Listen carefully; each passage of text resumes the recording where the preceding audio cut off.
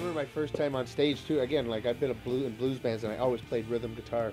And to take that guitar away, you're so naked up there, and you have to do something. I remember my first gig was at the Bovine Sex Club, and I didn't know what. I kind of standing there, and the music started, and I said to myself, "Okay, well, you can't stare at your shoes." And then, what do I do? And I thought of one of my biggest idols was Gord Downie from Tragically Hip. And I thought, what would Gordy do? Okay, pretend like you just act like a like a drugged out psycho or something like that, you know. And yeah, and then it gets more comfortable as you go along too. And that very first show is when he got the nickname Crazy Eyes. We had a lot of our fans that were at the show, and they're like, "Holy crap, is that guy ever got crazy eyes?" And we worked on that ever since.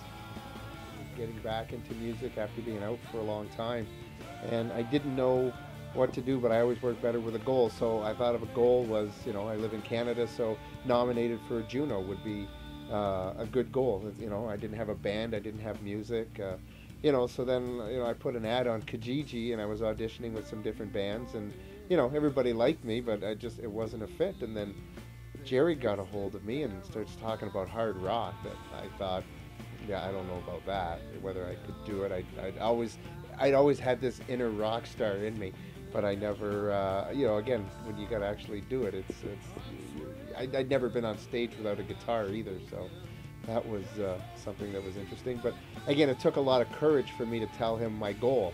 Again, no band, no music, no nothing, and to say, you know, I'd like to get nominated for a Juno. And it was really nice to meet somebody that had similar goals to myself for the band, and still quickly jump in with both feet. We gave him the CD. Some had lyrics, some didn't. And the very first practice, he came, and you could tell he did his homework. He was excited, and I already wrote a song.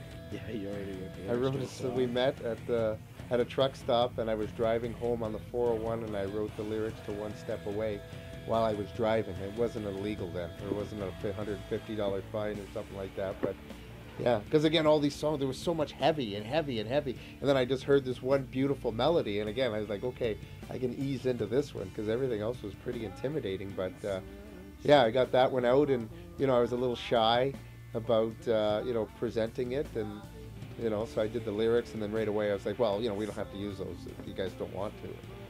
But it also showed us, like as a band trying to form, that he was serious. You know, like there was no messing around with this guy.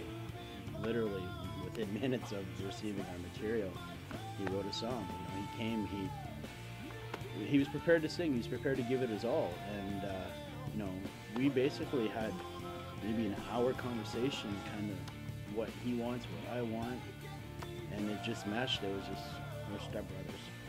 It was meant to be.